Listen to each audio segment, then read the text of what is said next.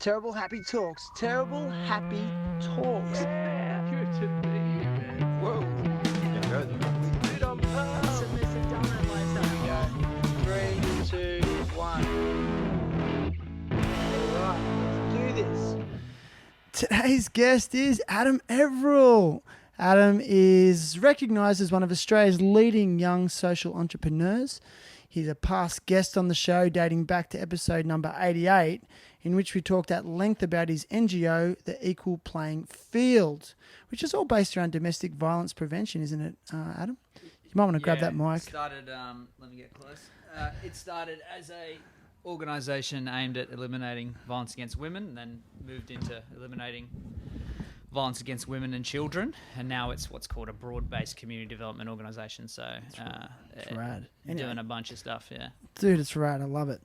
So today Adam is with me live and in person on my back deck, aka my happy place, to catch up and give me a bit of an education today on all things decentralisation, blockchains, and cryptocurrency, believe it or not. Adam Everill, welcome back. What's up, dude? Dude, it's good to see you. Now, first question. Are you comfortable on sitting on the ground? Definitely not. What everyone will get to witness if they're watching it, I think most people will be listening, but I will move around a lot, which is my normal mode of operation. So Yeah, man. we'll just do that. It's good. Movement's good. Yes. Like, from what I know about you, movement and physical activity is a huge part of your life. Yeah. Like, why have you always been drawn to those modes of living? I don't know that perhaps I always was, but didn't always remain there. So Yep. I think I probably felt most out of place when disconnected from my body and movement, perhaps. So those times in my life when I was not being physical, became heavier, was a lot more sedentary, I think I probably saw the darkest part of me. Yeah, I get it. Bro, I kind of feel like you might need to pick up that mic. Yeah, that's cool. Sorry, just because we're outside. That's all right, and, man. I'll do it for there's you. a bit of, thank you, sir. Yeah. No, like I'm just curious because like you really like to push it seems like you like to push yourself to the extreme in everything you do. Yeah. So like you recently were doing some running challenge. What was that about? Like Didn't I do that before the last one, or was that? I thought you did another one. No, I did. So I did the Kokoda in a day. Kokoda in a day. Which I don't even think I think I was supposed to talk about it last time. We didn't get there. We just talked about awesomeness, about love and fucking everything else. Oh, we talked about love. Yeah, so the whole time was, which is one of my favorite topics. Dude, it's deep. So I did Kokoda in a day. It was supposed to be in Kokoda, but shit happened. The fucking world fell apart. So we replicated it in Australia. So it was 100. In the end, I did a little bit more than Kokoda. It was 104 kilometers and 6,500 meters of elevation, and fucking ruined myself. I've still got the injuries from that. I can't quite seem to kick, but it's not keeping me back too much. But raised some money. And when you say you can't kick, is that when you're doing martial arts as well? No, I mean like I can't kick it as in like I can't get rid of these these things. Sorry, was that your dad joke? I could. No. You're actually being legit. I thought I might have missed it. No, I fucked my legs. Only I could really tell because it only starts to happen around 15 or 20 k's of running. But extreme stuff tends to be a part of my life. Yeah, I know. And also, like, you've been busy, right? So since last time we spoke, like, you obviously have your awesome NGO, Equal Playing Field, and, very involved in, developing. You like to develop things. You get ideas and concepts, and you like to run with them. So maybe just give us a bit of a chronology of what you've been up to since last time we chatted, because I'm curious. That's why I've got you back on. Yeah. So I think, like, if you listen to the very end of the last podcast we did, I think like trailing off, you were like, what? You're into crypto? It was like something like that. So I was already. I've been into crypto for a couple of years, but like getting deeper and deeper into it, into the world of what people call crypto. So that's been something I'm sure we'll talk a lot about today, as well as the equal playing field stuff. That's continued. We've continued to grow over there. We're doing some big stuff in Australia around the harms of social media. Because it started in Papua New Guinea, correct? Yeah. So I founded it there with my my co-founder Jackie, who's I guess my dedication today is to her mother Lucy. We just lost Lucy on Monday. Oh, sorry to hear that. To this thing in the world. So that's pretty sad. But yeah, we started it over there, and I've now started to do more work in Australia for Equal Playing Field, mostly focused on this, reducing the harms of social media. So working with some big universities and some pretty big academics on that. Reducing the harms of social media?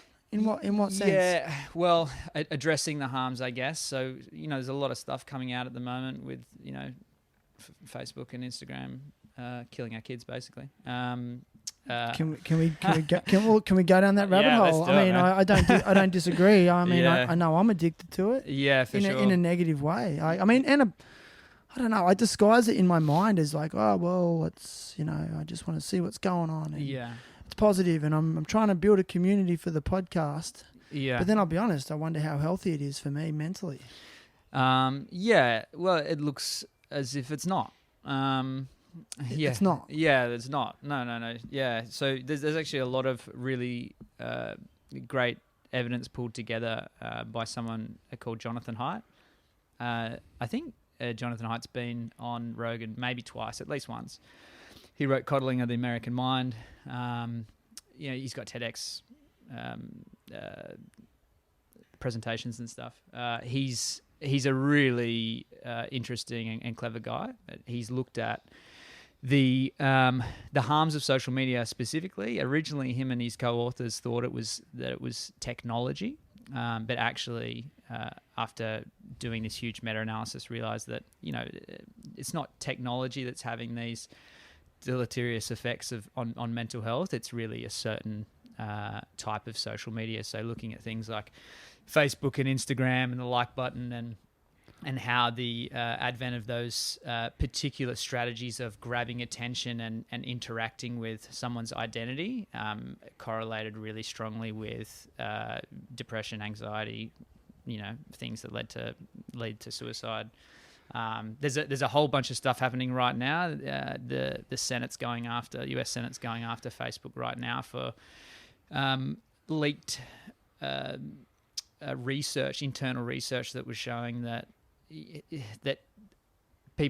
young people were way more likely to kill themselves if they were using their platform in certain ways. So, and this wasn't really brought out to the public; it was leaked to the public. So there's a renewed fervor around it at the moment. But I mean, the first time that this popped up and it was a concern for me was back with the Cambridge Analytica stuff. There is no doubt that these massive tech companies are farming our lives for profit, and we are their product. And when you have something like that and you hand it over to the machines, the algorithms, the bots, you're asking for Terminator.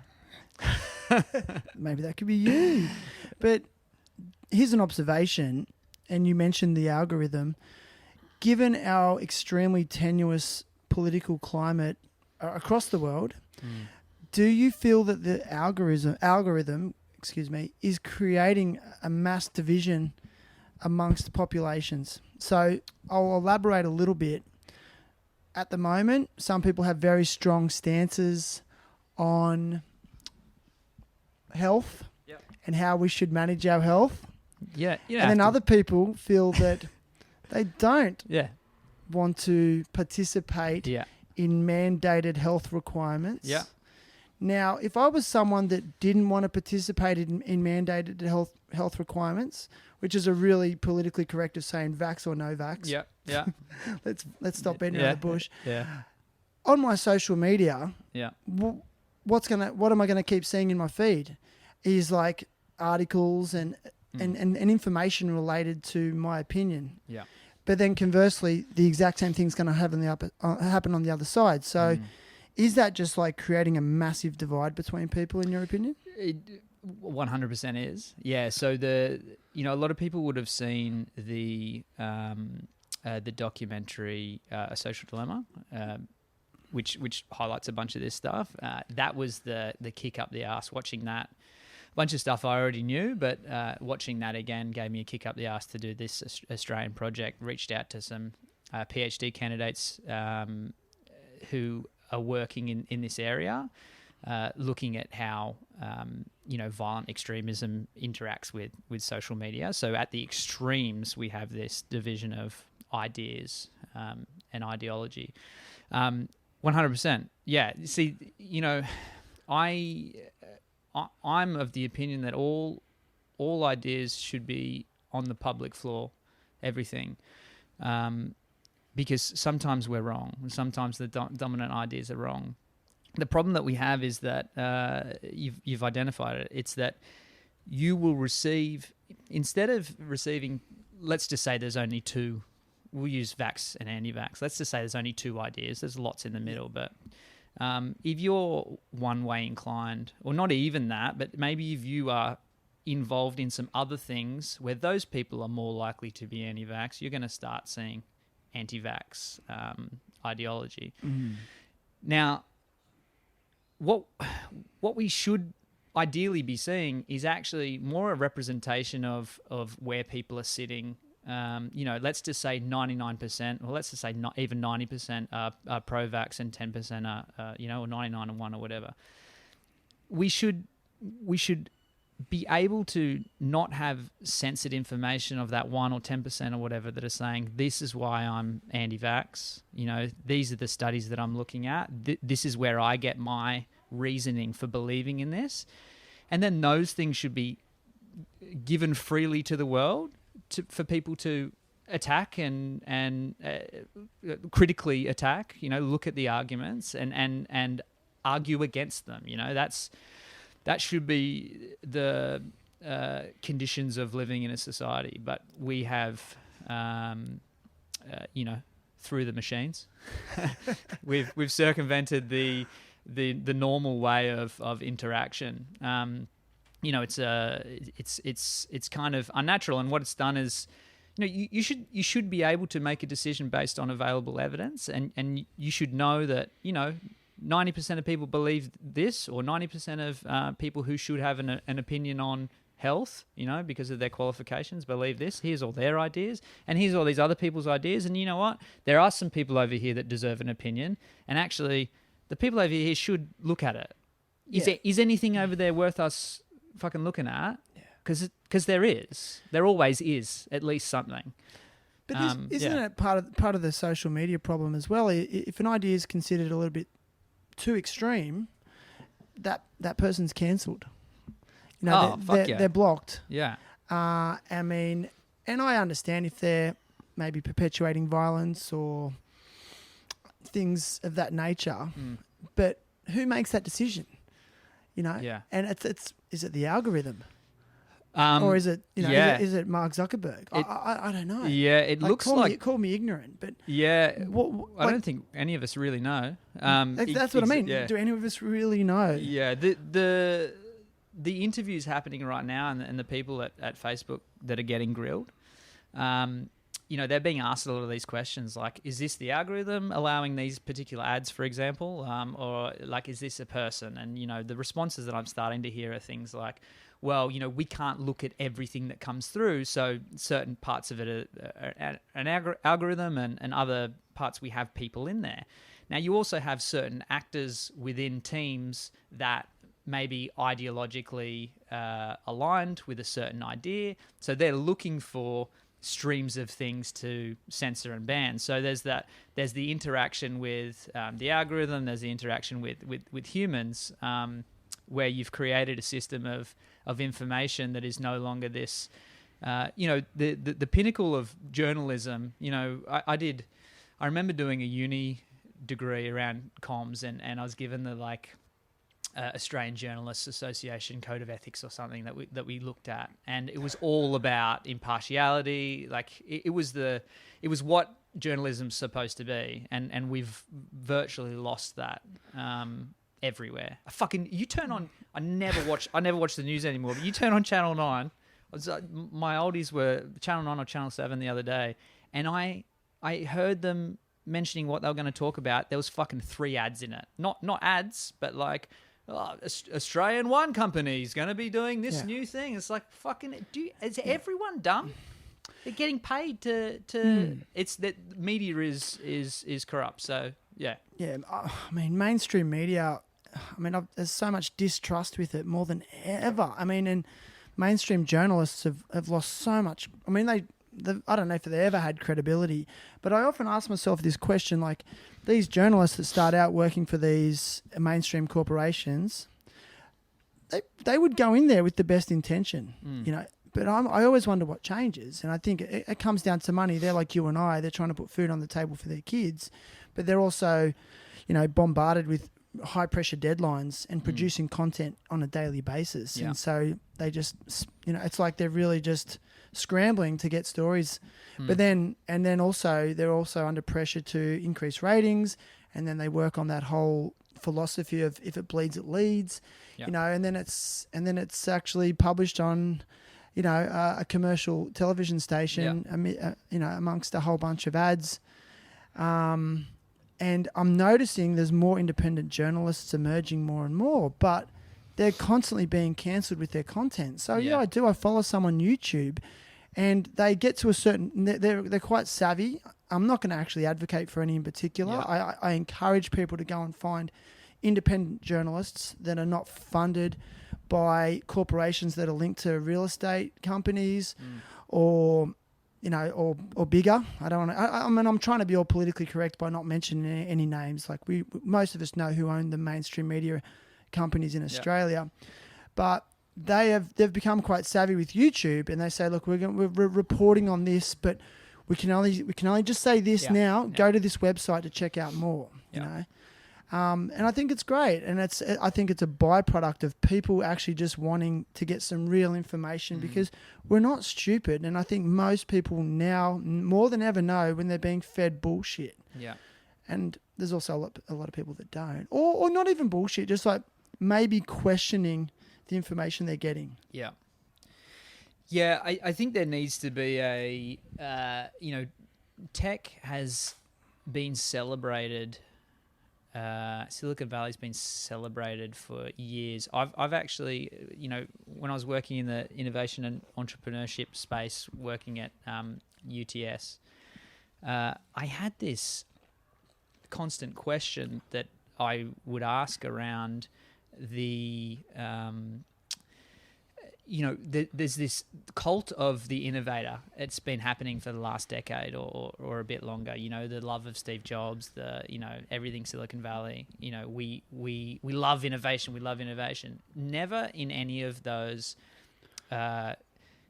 design or innovation talks or summits that I ever went to was anyone saying, let's start with deep questions about the impact of our technology. What could Uber end up exploiting workers? Let's think about that now.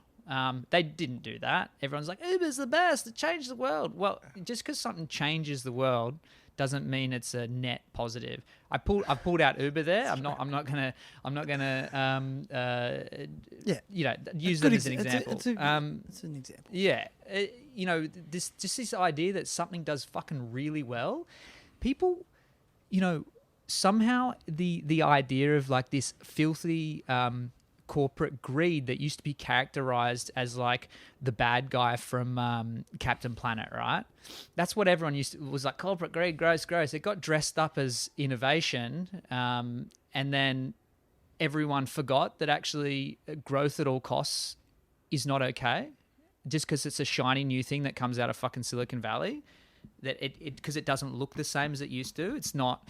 Maybe it's not, the big families that put this together, and maybe they don't look the same because they don't wear the same suits and they fucking do yoga and they pretend that they care about the fucking world.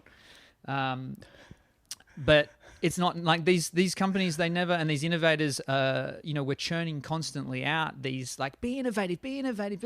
It's all just a new, it's like neo-capitalism, this new like more dressed up in a different way. Dude. Yeah. And I love that. I mean, this is what I like about you. You're questioning these things. Yeah. And you are questioning the status quo.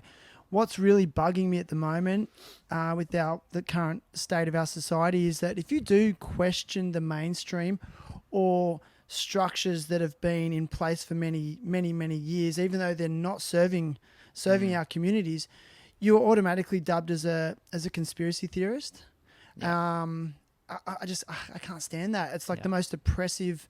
I think when someone's called a conspiracy theorist, I think it's such an oppressive term that actually limits progression. For sure. Because that's how we have progressed to this point as a society, by people asking questions. Yeah. So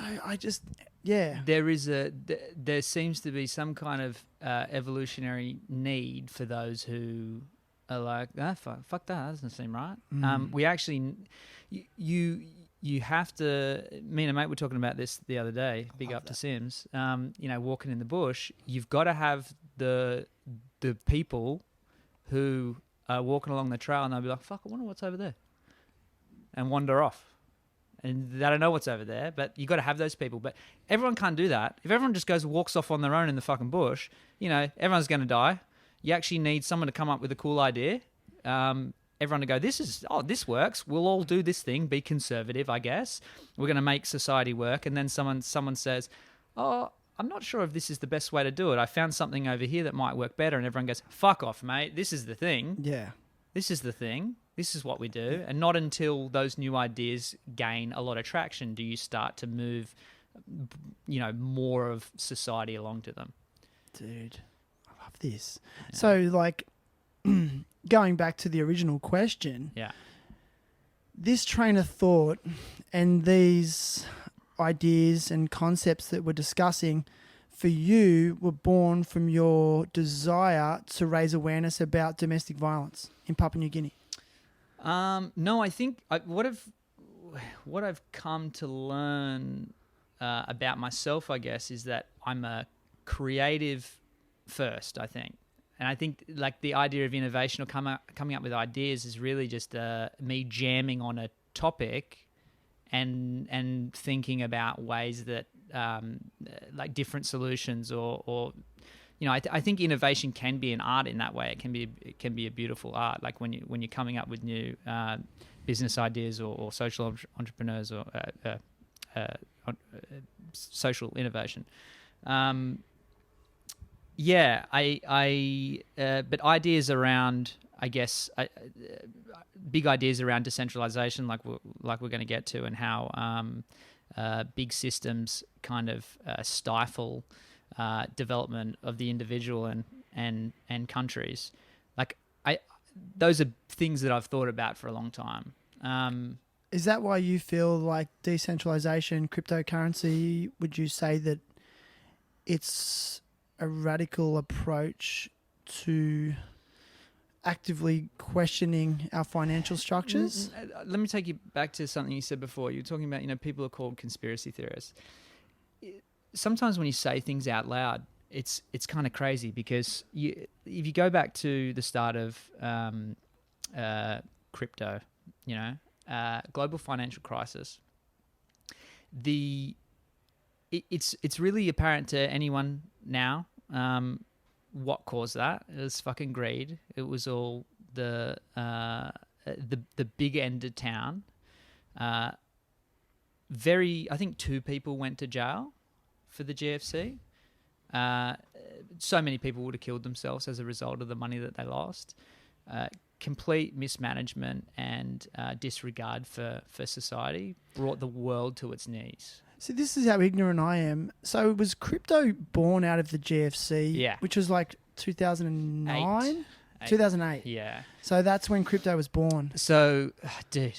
Sorry, because like... Yeah, let me... Oh, this is cool. I didn't even know... Yeah. Because, okay, I'm just speaking from my ignorant experience with it, but I feel like a lot of people Sorry, I'm asking don't. for order over here. I'll drink all day. Thanks, Ryan. Mr. Ryan Thanks, Green. man. Look at He's him. the best. Everything. He's a stud. Films, Good looking chat. water for us. No, but so, okay, like, I'm going to ask the most basic question. Yeah, like, let's do it. Like, what's a Bitcoin? Yeah, so you've got to go back to the genesis, and this is like the coolest fucking superhero story in real life ever, right? Satoshi Nakamoto, amazing. So GFC, all this crazy shit's happening. You know, do you remember how they came to the rescue? What happened? I don't. I know that basically Barack Obama and the crew came along and they said, "Don't worry, we'll print trillions of dollars." Thanks, man. It's all right. We'll just print more money. And printing more money is not a solution. Money. It devalues money, and you just kick the problem down the road. It's like, it's all right. And they bailed out all the big end of town. All the people that fucked everyone basically said, listen, if you don't bail us out, you know, everything will collapse. It'll be... Are we talking banks, large corporations? Yeah, you know, the entire financial infrastructure. You know. Like, okay. Keep Yeah. going. So... Yeah, but big banks, huge part of that. So, yeah, where were we? Yeah, like Satoshi. Satoshi. So Satoshi is a anonymous. So what happens? Satoshi was an actual person. Well, had to be a person or some people. Right. Came out as an anonymous. You know, no one knows who he, she, they are. Came out as Satoshi Nakamoto. From Japan. Who knows? Just the name. It's a pseudonym, and started to put the Bitcoin white paper out into the world.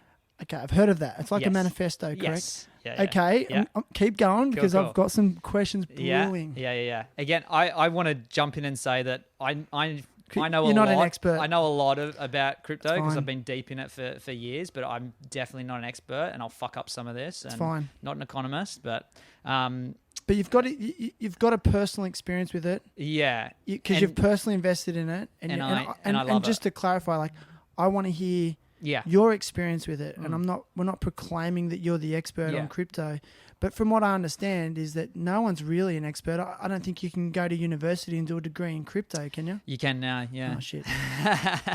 You can now. That's probably. But keep going. No one that's worth their salt is doing it though. So there was Satoshi. Yeah. Then there was the white paper manifesto. Yeah, and he basically said, why the fuck do we need banks as the middle, the conduit for our money? Because essentially, you know, you have your money is not yours. It's sitting in a bank account. We know that around the world that bank accounts got frozen.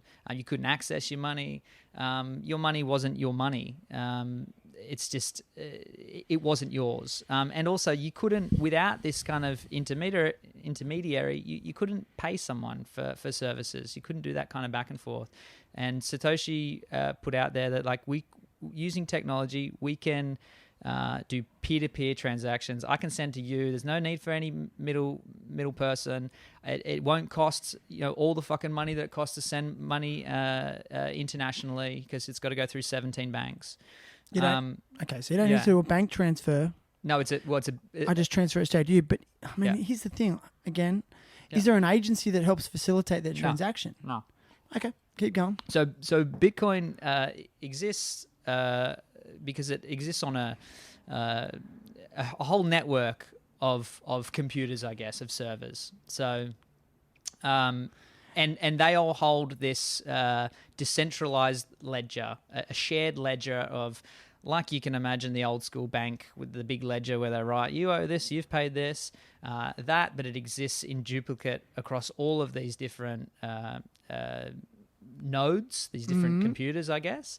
So if one gets hacked, or if 7 get hacked, or however many, you've still got all the others holding on to it, and someone can't come in and manipulate that data. Okay, and so this is, quick question. So from what I understand, there was only ever 21 million Satoshis ever created, correct? There'll only ever be 21 million, and we're up to about 18 supply at the moment, 18 million. So unlike cash, it can't continue to be made. No. Now, where I get confused, and this is where I glaze over, other times people have explained it to me, and don't feel any pressure to... Yeah.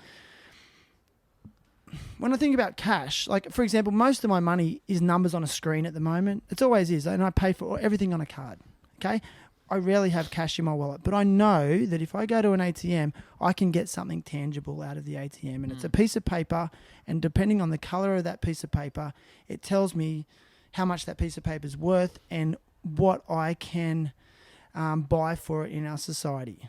Does that make sense? Yep. Where I get confused with this cryptocurrency is, like, from what I understand, it's one Bitcoin.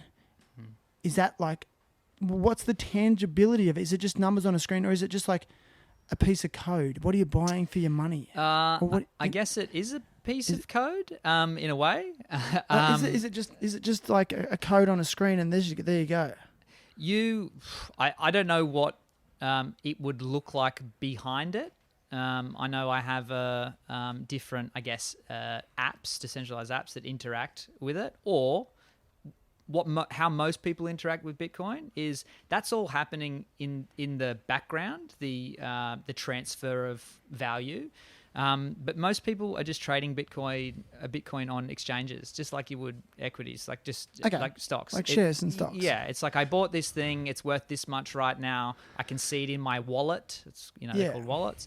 I can see it in my wallet. It's worth that much right now, and then it might lose value and it'll be worth this much right now. But generally, with something like Bitcoin, there's so much liquidity, meaning that there's so much selling and buying going on that you can always get rid of. Like, I could sell it right now instantly and get my money and withdraw it. But what's the commodity? That's where I get confused. Like, so if I, for lack of a better example, let's say I bought BHP shares. Yeah. That's just a random example because I'm in I'm in the Steel City. Yeah. I know that if I really wanted to, I could go to the place, like, okay, I've just bought shares in this company. I could go to the factory and show me the piece of steel, show me the commodity that you made with the money that I gave you. Yeah. Yeah. So the Bitcoin should be viewed, a lot of people say it's the digital gold. So gold as analogous has always been used as a hedge against currency. So when you don't trust the government to manage finances correctly, historically, people have bought gold. So the rich folks usually buy gold and silver because there's, but it doesn't have a finite supply, but it's somewhat of a finite supply. Because it's rare. Controlled. It's rare. It's got rarity. And it can be used in certain ways, but generally, gold has been thought of as a store of value. Bitcoin came along and said, we're a way better store of value. It took the what they call like the network effect, enough users to start using it, and a network to say, actually, this has value, to give it credibility as an asset. Because in the beginning, when they said it, it was worth nothing but what people ascribe to it, which is true of all currencies, or anything at all. It got put out there. A bunch of people started mining it on their desktops. I'm like, yeah, we've got some, cool. And then the first transaction happened. I think it was quite a bit after, where someone paid someone, as a test case, a ridiculous amount of Bitcoin in today's standard for a couple of pizzas, and that was the original transaction. They bought 2 pizzas with Bitcoin, meaning someone said, if you send me this much Bitcoin, I will send you these pizzas. So it was like an informal way to use it as a currency. And that was like the first time. And then more cases of that led to the first crypto exchanges, starting with Bitcoin and then growing to a few other cryptos. And then once you had that, you're creating a market for it like anything else. People ascribe value to it. The value grows according to how much it's believed in. Yeah. Dude, well explained. Yeah. Good job.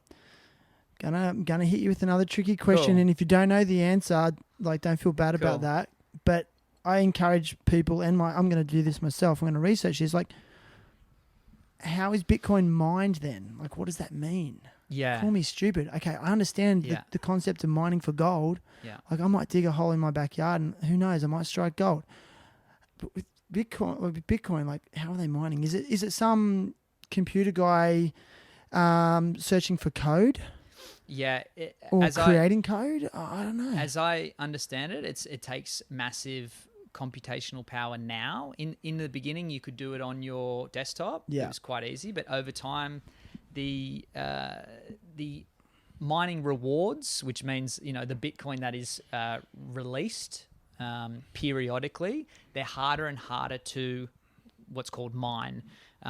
You have to have a higher computational ability the longer the timescale goes on, which is one of those things where that's now being looked at by the industry like, well, this is actually not great for the environment. We've brought this great way to transfer value, to take power away from institutions in a way, but we didn't think about the environmental impact caused by Bitcoin, which is what's called a proof of work chain. It means that basically that a lot of computational power and energy have to be used to make it work. Now, you've just had El Salvador come along as the first country to ever to make it legal tender. So in El Salvador, you can have your little card and you can use it at ATMs. You can pay at stores. You can do all sorts. Wow. And they're saying that they want to mine Bitcoin using volcanic energy, and so the industry has shifted already. A bunch of stuff has moved from China. Miners are saying that they want to do it a green way to make Bitcoin greener. So it's not it doesn't necessarily have to be super damaging, but it certainly has been. Surely it's more green than printing actual cash. All those are good questions. Yeah. I'm sure there's been people who have also banking, right? The lights, all of the people sitting in the fucking offices doing whatever they're doing. There's things that people don't add up when they throw around those certain claims, but it's definitely something that is being addressed and should have been. Yeah, it's definitely not going away because we kind of function in a digital society as it is. Like I said, I can't really remember the last time I had cash money in my wallet. Yeah, pay for everything on card, and I check my how much money I've got in the bank, and it's all on a screen.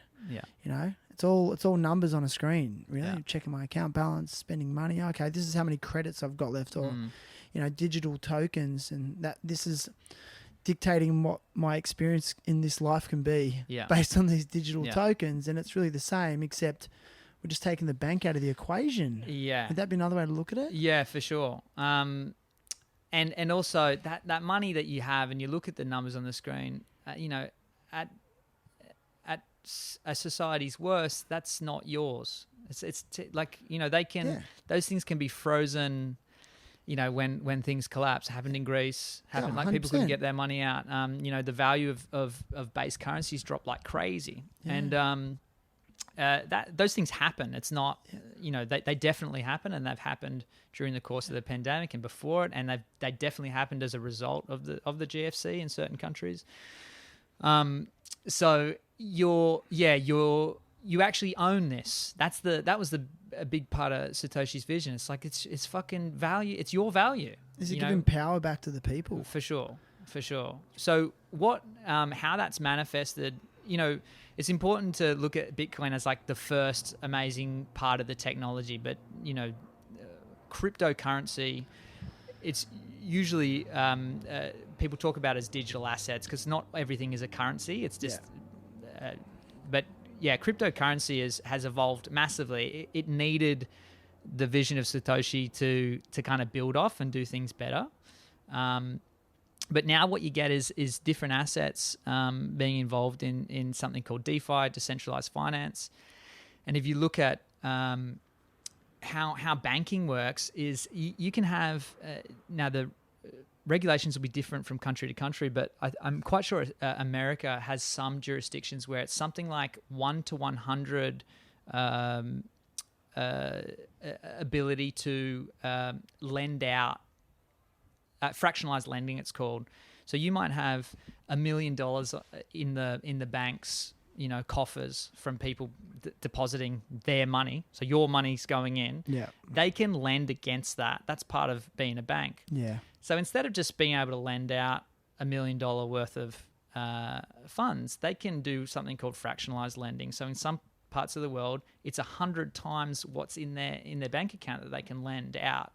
Now, that's another one of those GFC type stacking the cards in a certain way that can get people fucked. DeFi and why banks are so always, we hear about them doing record profits, doesn't matter what's happening in the world, is because they are lending out money a lot of the time that they don't have to people to pay interest on those things. You buy a house, you pay double by the end of it, or close to. They're making a fuck ton of money off lending out your money, but also money that doesn't exist, that they don't have, but they're doing this fractionalized lending. So banks are making a fuck ton of money. So what DeFi came along and said is like, well, hang on, we can use algorithms and blockchain tech so that it's really clear that people aren't being screwed. So you can see it all. I can go look at my transactions publicly on the blockchain, on various blockchains that I use or chains that I use. But essentially they said, with different assets, if you put your assets in our ecosystem, it'll be lent out, but you'll be making 5-10% on what you've put in there, as opposed to a bank and a savings account giving you fuck all on an asset that's depreciating because they're printing money. Yeah. Wow, I think actually for the first time I truly understand it. So, banks. Yeah. Loan sharks? Yeah, look, it's one of those things where so much of this, again, going back to the whole conspiracy theorist thing, like if you ask people direct questions like, hang on, do you remember the GFC? Remember all those fucked up people that caused it? And then they all got bailed out and then we all went, oh, everything's okay. Now we're going to go and beg them. Hang on a second. We've just bailed out all these people and now we're like, oh, we should trust these people. They're looking after. What are you talking about? No, you're a conspiracy theorist. Yeah, so it's the same thing. It's the same thing all over. DeFi will take over the world. I'm super certain of it. I've told you, I'm all in crypto in terms of my. Didn't Elon Musk invest his whole net worth into it or something? No. Okay. Elon. Don't ask me where I got that from. No, Elon is a little bit involved in the Bitcoin. He messed with it though, didn't he? He fucked it real he bad. He pulled out because of the environmental issue with the computerization. Yeah. The proof of work stuff. It's. Sorry, I got it backwards. Oh yeah. Yeah, But that doesn't mean he didn't understand and have faith in it if you originally put money in it in the first place. Oh, he certainly believes in. But he wanted to demonstrate an environmental concern. Yeah, and it just so happens that he voiced that concern at the bottom of a trend, and it just bottomed out. It helped collapse the market for quite some time. Isn't that crazy how one person can do that to a market? Yeah, look, depending on a lot of people were angry with Elon. It was shitty timing for him to do it when he did it. But a lot of people were very, very upset. But people haven't lost faith in it. Oh, certainly not. No. I just love it. I just really feel like it's radical. I think it's progressive. But, I just hear about it more and more. People talking about crypto this, crypto that. And I'm like, I don't really understand it. I really need someone to sit me down and in layman's terms.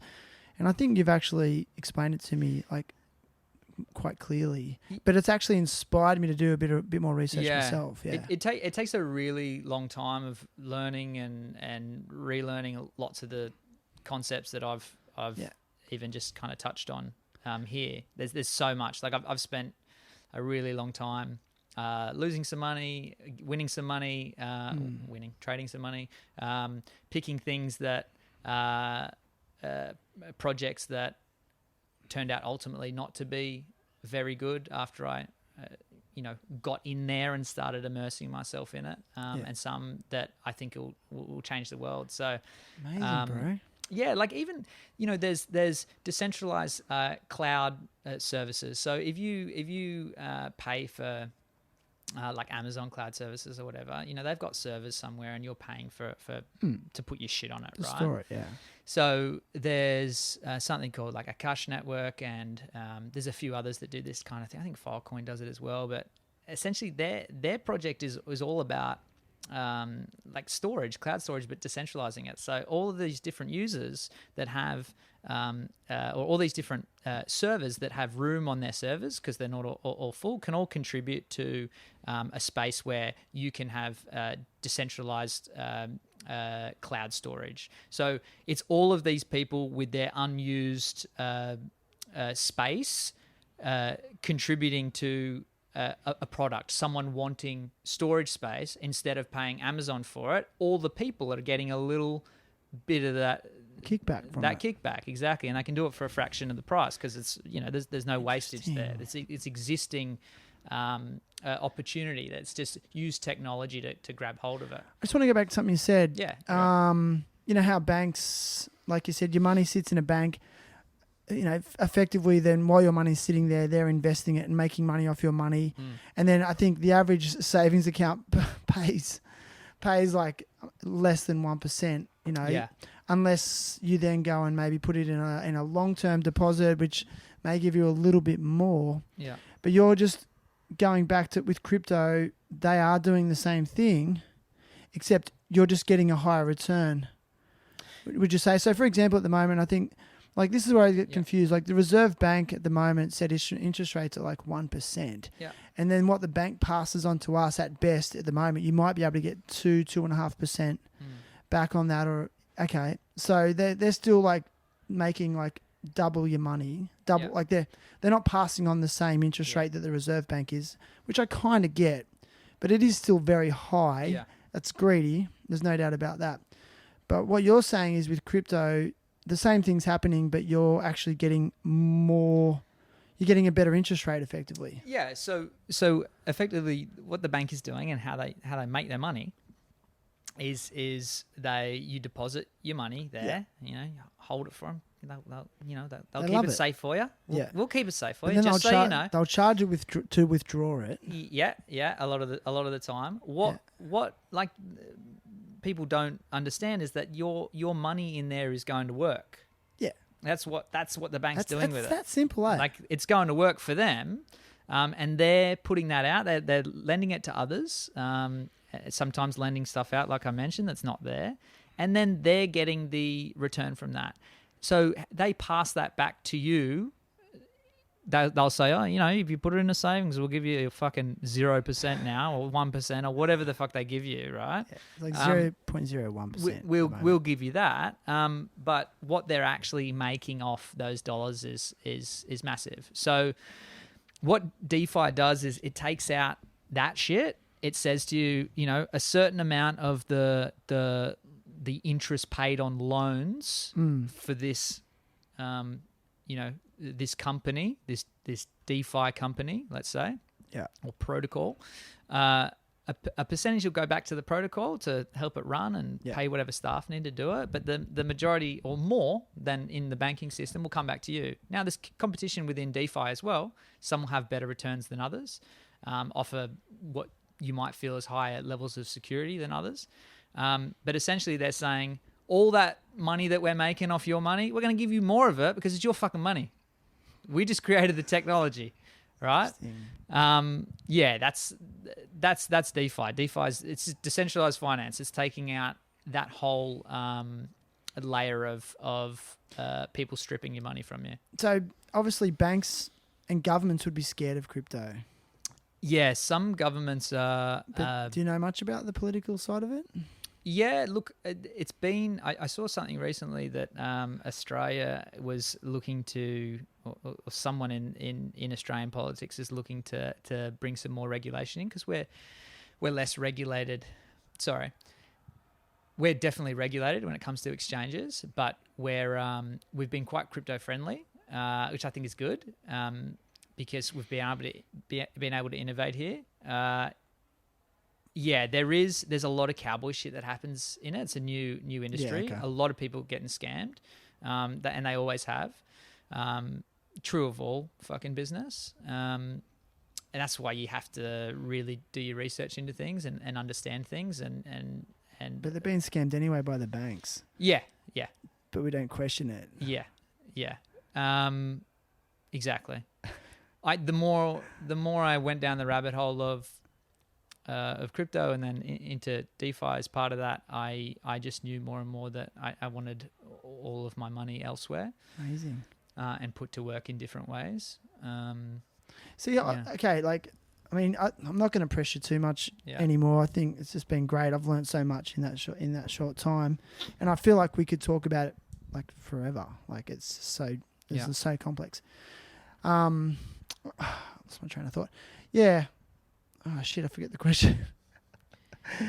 You're right, man. Mental blank. No. Sorry. I was going to say, I've met. You're like the third or fourth person I've met just in recent times who've just gone, yep, I'm all in with crypto, like so committed, and that's what's really piqued my interest. And I've actually had a few random people reach out to me and say, I want to go on your podcast and speak about crypto. Yeah, because it seems like it's a real emerging movement. You know, and I do think we're in this time where I think the people need to rise up a little bit. The people need to rise up because at the moment I see in our society just real compliance to our detriment. For sure. For various ways. And I feel like, and I'm just surmising here, crypto is kind of like this low-key way of societies rising up. Is that too extremist to say something like that? It's revolutionary for sure. Okay. Definitely is. So China, I think they've banned Bitcoin again. They've done it about 10 times. They're obviously aware of the fact that they can't control it like they would like to. They're bringing out the digital yuan. Interesting. To combat it. So then they can regulate it. Well, everything's, have you heard the whole digital, the social credit scoring and stuff in China? Oh, fuck, man. So I feel ignorant when I talk to you. There's so much knowledge about everything. One of the PhD guys I'm working with, that's his, Alex, his thing is looking at like the social credit system in China, this is a real thing. It's not, the government have this way of applying social. It's almost like the fucked up parts of social media. Like good job, it's like a class system, controlled by the government. And it businesses will look at it when you're being hired. What's your social credit look like? Just like financial credit. Like, what's your financial credit like before you get a loan? It's like, what's your social credit like? Are you a fucking good citizen? You better be a good citizen. Ranked. Otherwise, But let's face it, that's kind of happening in our country. But we are low key. It's just exactly. It's cloaked differently. Exactly. You got to apply for credit. Like you've got to have all these checks on you. The deeper people get into the world of decentralization, the more that they live like borderless in their mind. It's like, not. That's why I'm so interested in it. I'm not into this anymore. I'm somewhere else. But that's why I'm interested in it, because you think it's about money, but it's actually really about so much more. It's like you said, it's all about our social standing. It's freedom. It is. It feels like there's more and more of a sense, and I think it's been pronounced in this period now. We've been told what to do, that we don't have control over ourselves. And being able to take back control, there's definitely a growing element of people that are like, I want to do that. And now it's the big end of town, funnily enough, that's coming in a massive way with cryptocurrency, because they're worried about the management of their country's funds and resources. U.S. government printed more in 1 year than they had in the history of their country. That was, I think, last year. To bail them out of an economic crisis? Just economic stimulus. Yeah. Like, we've got to print more money. We've got to give people payments because they don't have jobs, all that stuff. Yeah. And what's the eventual fallout of that? Another GFC. Yeah. So bigger than the last one is what they're saying. Sorry to cut you off, Adam. No, you're right. Yeah. Just that a lot of people saying that we've just kicked the can down the road consistently. Yeah. Like, there's all of this government debt for the biggest superpower in the world. China's looming.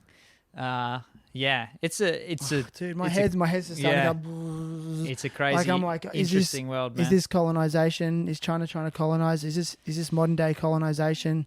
Back in the day, it was like turn up in boats and overrun the natives, and now it's like they're doing it digitally. They're doing it through pathogens, and my brain's going. Zzz. I'll send you. I'll send you someone. Send you someone soon. Look, there's really public something called the Belton Roads initiative. Belton Roads. It's the Chinese government's strategy, long-term strategy to connect the whole world to China through sections of water and through roads and through rail. What? The whole world? The whole world. What? Even The whole like world. over It's public. across oceans. They Across oceans. look. It's not a conspiracy. That You sounds can like look a it up. conspiracy. It does, doesn't it? It does. This is the thing. It sounds like a conspiracy. This is public from the Chinese government. It's not. And I know this from working in the Pacific that you can see it. You can see the manipulation of China in coming in their governments in. There is no ethical diplomacy going on. It's like how much money will it cost us to gain influence in these countries and control? And in a lot of those places, it's not a whole lot. So there's a lot of countries in Africa that have been massively corrupted by this process. Is that because China, like these countries with in economic crisis, they're coming in and giving them aggressive loans as well? Yeah. So like they're like, yeah, we'll bail you out, but then here's our conditions, you know? Yeah, we can help. I mean, you. China's We're been gonna do doing this. that they've been doing that forever. Yeah, and to be fair, so have all superpowers. That's what we do as a civilization. The problem is that, you know, the tactics are very different now. You know, there's a certain, Australia has to employ certain tactics of diplomacy because our people wouldn't accept, corrupt activities in a place like PNG, outwardly corrupt things in PNG, whereas it doesn't seem that China gives a fuck. They're probably monitoring me right now. Lucky I'm not planning to go to Beijing anytime soon. Have you got a mobile phone? Yeah, I didn't even They turn know it on. exactly what you're doing. Exactly. Everyone fucking does. Yeah, man. Look, South China Sea. Have you heard that they're making man-made islands there? Dude, I'm ignorant. Yeah. You know, that's why I want to speak to people like you. This one really clear example of what China is doing in terms of its foreign policy, I guess. This kind of Belton Roads. They went into the South China Sea and started digging shit up from the ground and making a man-made island. They made a man-made island and they put a base on it because the international law around your maritime borders are that you have something like 200 miles from your land is yours. Yeah, I've heard that. So they just went and made a fucking island in the South China Sea and said, "Yeah, we're here now. All of this is ours." This is a now they thing. They created like real estate. This is a now thing. Yeah. Tearing up the coral, ripping it up. I didn't even know that. In places in the South China Sea with natural fisheries. Yeah, these conversations are hard for me. Like, I feel really uncomfortable. Yeah, and I just get real depressed. Like, I do. You know, and I've known that for a long time, and that's why I avoid it. That's why I don't watch the 6 o'clock news. But I'm just at this point where I'm like, I've got to snap out of it and start like paying attention. Because I've got kids now. Yeah. I'm thinking, and what kind of world did I bring my kids into? Can we talk? Can you tell me something positive? Yeah. Tell me something positive that China did. I got nothing positive about China, to be honest. But tell me something positive the banks did. Yeah. Well, no. We'll just talk about the positivity of decentralization. I'll tell you about my the story for my kids. That's very positive for me. I'm feeling better already. Yeah. So part of these iterations from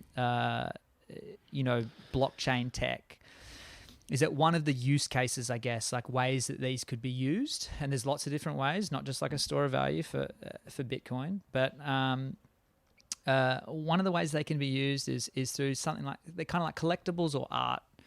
So, you know, you might see a digital picture on Instagram or whatever, and someone can say, "This is mine, I own it," right? And you can buy that. It's called an NFT, a non-fungible token.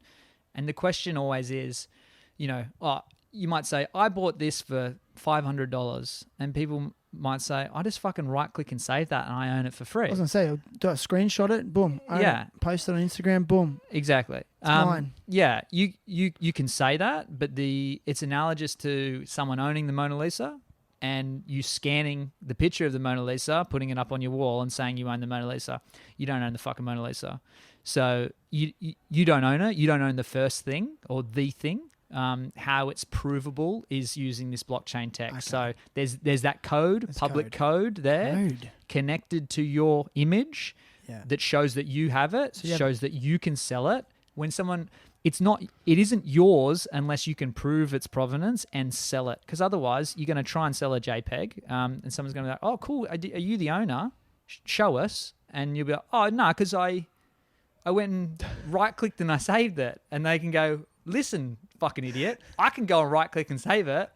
I want the real Mona Lisa. I don't want the fucking scanned picture. Anyone can get a scanned picture. I want the thing from the artist." Art is like anything else. We ascribe value to it. We want the real thing. So NFTs are this crazy emerging part of the crypto world, and it is the way that people will do ticketing from now on. So, you know, there's all this bullshit with when you used to want a ticket to like a festival, right? Yeah. And you would desperately try and get it, and then you'd miss it, and then someone would fucking turn around and sell it to you for like 3 times as much. Yeah. Right? Now they can do ticketing in a decentralized way where it's provably yours, where someone can't, you know, copy it and try and sell you something dodgy or anything like they can do ticketing like this. NFTs can do a bunch of stuff. Mostly it's art at the moment. And what, like the person gets a QR code that's unique to that piece of art or something like that? Essentially, it's similar. There's metadata. That's amazing. Yeah, all this stuff happens in the background, but as a user and how you interact with these things, it's just like, oh, I buy this, I click this, Is this the way the world's going though? Like, Definitely. It's just like digital commodities. Yeah. And like provable, legal digital commodities. But yeah, you know, I don't want to sound like a dinosaur here. Yeah. But when I look at a picture on a screen, whether I own it or not, but then if I look at the Mona Lisa in real life, it's very different. For sure. And I get a different feeling personally. For sure. So, everyone knows I love skateboarding and surfing. Yeah. Like, and I look at skateboarding online every day. Yeah. Literally. Yeah.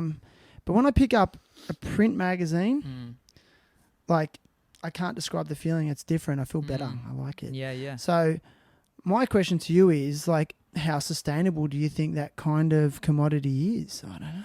Yeah, I would say there will always be a place for the aesthetic of the real life, 100%. But I mean, it's looking at the trend of technology and the digitization of our world and kind of thinking, is this at least in part going to take over? It's not so much that like there's no sort of fixed pie either when it comes to this. You know, it's just another way to represent creativity, community, a bunch of these projects. So like what we're doing right now are these like profile picture, they're called PFP, profile picture avatar series, right? So you might get like a run of 10,000. They'll all look similar. You know, they might be apes, like the Bored Ape Social Club. Bored Ape Yacht Club. They might be like the Crypto Punks. There's like, let's just say 10,000. They all kind of look the same, but they're all a bit different. Communities buy into that, and it becomes an identity for them, a digital identity. Okay, so the value isn't just the thing. It's like, oh, I belong to this. And then the community in different ways provides them value, whether it's some things in real life, these clubs or these communities, they get together, they put festivals on, they have parties, they connect each other in the real world. So the best projects of those, it's really like the digital piece of art becomes like a ticket into something else. So interesting. Yeah, the grand philosophy around or narrative around this project now that I'm working on, it came from my children, but it's that way. It's that idea of have you heard of the simulation theory? You heard of this? Let's go through it. I'll explain it in this way. Ryan, have you heard of it? So imagine. I feel better now that Ryan doesn't know either. Imagine a world, right? You've seen like virtual reality right now. It's getting better, yeah, but it's not amazing. Yeah, but you can imagine a world where technology continues to roll forward. You can imagine a world where virtual reality is indistinguishable from our own reality. Yeah. And if you can imagine that as a foregone conclusion, that you could be indiscernible in these realities, then you have to now admit that this reality right here could be its own made reality. It's the Matrix. Essentially, yes. Been thinking about that a lot lately. Fuck yeah. So with that grand narrative, the idea that actually it is creativity that creates the world, the whole idea of God as creator, the idea of the collective consciousness, all people's conception of what God is, there's this idea that they are in some part a creator, right? So if we put that on top of the idea of virtual reality and we think we're going to get further along, this is where Gyrus, this project, is kind of born. It's like, well, if it can be imagined, it is in essence real. So 2 years roughly ago, Easter, I wrote a story for my kids because I wanted them to follow me up on the mountain. As you mentioned, I love running up on the trails. And I wanted them to come and explore it all because there's so much that I'd found. And so I made up this story with like these dwarves and these fairies and like this whole thing, a love story, and I wrote it in the form of like from their descendants. Hope they don't watch this. The secret Santa will be Santa's dead. And they I put it in like parchment and like did it on like a typewriter and put all the tea leaves over it and kind of made it look really old and sat it in the attic and got them to go up looking for Easter eggs. It's good dadding. And they read it. When they first read it, I was like, fuck, I really thought they were going to get into that. And they weren't really. But I was like, anyway, we're doing the walk. We're following the thing. And as we were doing it, their minds just... We did like a 17K walk across the day, just up and down the fucking mountain, going everywhere. And it was just an awesome experience. And then the story was kind of shitty, to be honest, in the beginning. But it kind of unraveled as I would tell more parts of it to Alice at bedtime. And it just became this massive, immersive story. And so the project is actually a way to tell that story. So we're doing one of these NFT projects, which essentially means we'll sell 11,000 pieces of art or close to it to essentially to build venture capital, to put seed funding behind making film, animation, bringing this story to life. Amazing. Yeah, man, it's been a really enjoyable experience. Alice has created so many different character forks without even knowing, because she'll ask me questions and I'll be like, that's a fucking great question. Wow. What a special thing to do with your daughter. Yeah, it's been great. And even sitting down with Nola at dinner, I said, like, I need a name for this king, and I can't, I've put it out to the community. I need a name for this king, and he's came out with these really cool names. So now my son's been involved. I've made one of these characters look like my dad. I've named some after people in my life. So it's a Gyrus is an exercise in collaborative creativity. So the idea behind is that a lot of people will come in and help us write the story.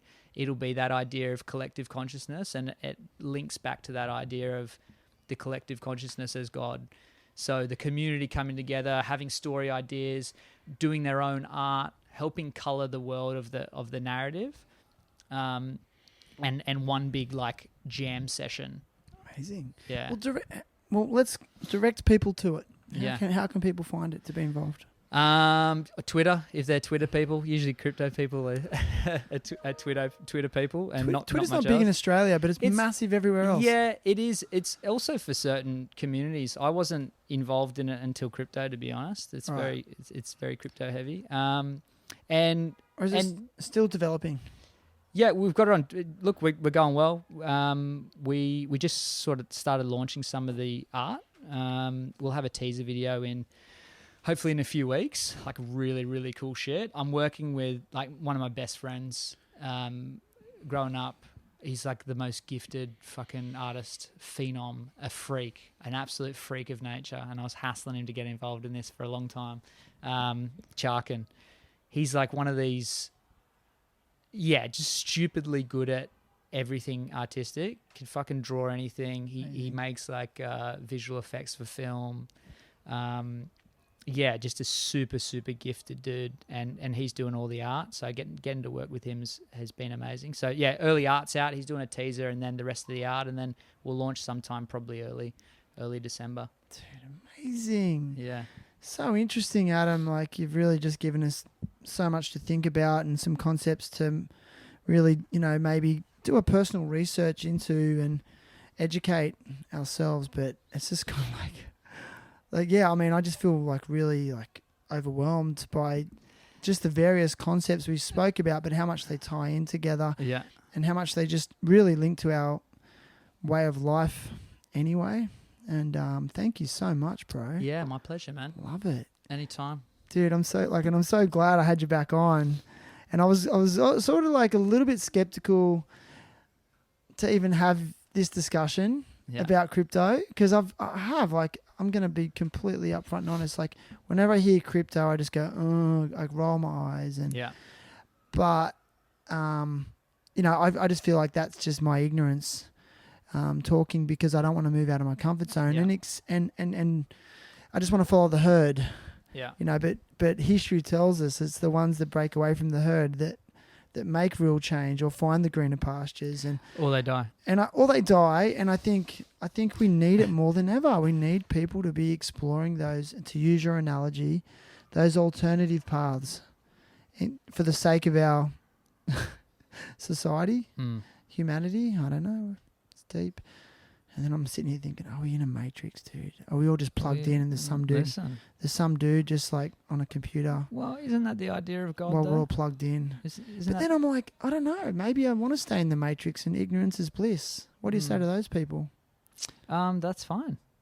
Okay. Live in it. It's not for That's you. cool. Are you? Well, it's just like, are you happy? Do you feel a sense of purpose? Then fucking plug in, enjoy it. Like what, Do you feel a sense of purpose? Yeah. I what about in the past? I go, if I don't feel it, that's when I'm walking off into the bush. That's me. Like, I'm not doing what I need to do. So I something finds me, some obsession. It's your path, man. I'm telling you, there's no coincidences. There's no coincidences. I fucking believe that, man. Do you? Which is why it takes you back to this idea of a fucking simulation. Because everyone does this. Like the reality that you're in now, you go, fuck, it wouldn't have happened if this, all these things came together, right? Like it is the nature of reality that this one could have only happened with all of the infinite amount of things that happen to you. It's a fucking trip. It's a fucking trip. Yeah. Dude, what a way to epic way to end. Look, listen, man, it's been epic. And I ask all guests to come to the podcast with a cause they want to support or advocate for. I'm hopeless, man. I forgot to warn you about that. But have you got like a charity or something you want to advocate for? Or do you want to advocate for your own NGO?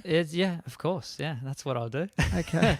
Yeah, Equal Playing Field. We're equalplayingfield.global. That's the website? Yeah. That's mostly PNG centric, but you can find us on socials. We're doing huge shit, really big stuff over in Papua New Guinea, changing the way the education system is working, especially in the realm of child protection, doing some stuff that I'm fucking super, super proud of. And then on the Australian side, doing some really cool shit too. So Equal Playing Field.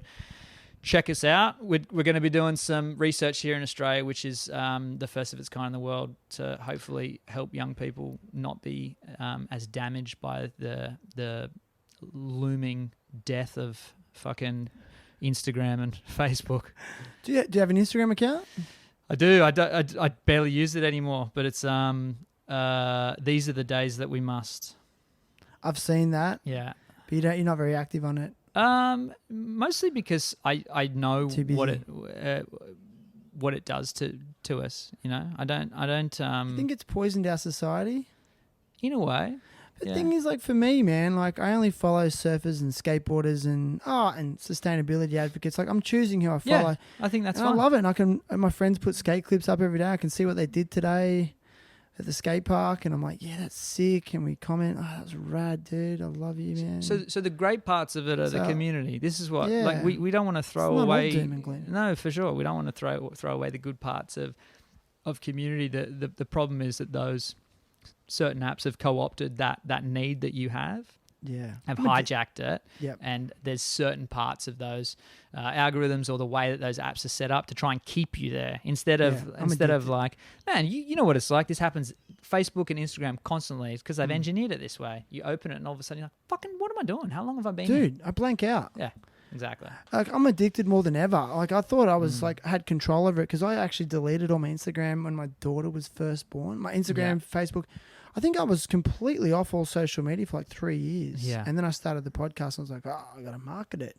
Yeah. And I think they've actually improved its addictive qualities of late. Because I blank out, I scroll, I forget what I was doing. Sometimes I forget where I am. Yeah. Like, I'm being honest. And I feel like embarrassed to say that. But yeah, it's this huge dopamine hit if I get, you know, if something gets a lot of likes or views, I'm like, oh, wow, you know, and then I'm like, yeah, and I feel good and I'm, you know, my confidence is up. But then if I post something that's not getting a lot of hits, I'm like, oh man, shit. You know what? I'm going to do something about it as of right now. It's the common right condition, now, man. Ryan. Right now, if I can delete everything. Well, listen, man, it's been, like I said, it's been epic, and thank you. And if you scroll down, there'll be a link to Gyrus. I'll give you a link to that and Equal Playing Field. Link to Gyrus and Equal Playing Field. Cool. So check them out. Go and see how you can be involved or support. I always believe that activity and being involved in something is way better than just donating, especially to good NGOs such as what Adam's got going on. And I think that's about us. I want to say a big thank you to our filmer and editor, Ryan Grant. Thank you, sir. He's over there nodding. He's like, yeah, always love having him. Man. Always love having Ryan here at these. I don't know. He just brings an energy. He's like, that's why I have all my money in shells. Yeah. I just pay people in shells. Here you go.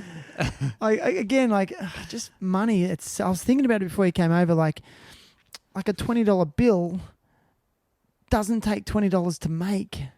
No. So I just went, hang on a second. That piece of plastic can buy me lunch and maybe a coffee and whatever. That's what the piece of plastic represents. Yeah, it's the idea of a common idea of value that we all agree. Yeah, this is what that's worth. Okay, cool. That's what money is. And then someone will stab someone for that stuff. Yeah. It's weird. It's fucking simulation, dude. I'm staying in the matrix. I'm gonna create my own matrix. This is it. This is the matrix. Like, it leads into so many big conversations. Anyway, all right, man. Well, I'll leave it there. And actually, I'll just finish with thanks to Indosol as always, and Kingpin and Crush Organics. So check out the websites, THT, and go and check out the new TerribleHappyTalks.com website. It's fully been upgraded, has a more functional media player, and links to the companies that support the podcast, and you can support me by supporting them. That's it. Sick, dude. Love you, brother. High five. Go. Boom on my back.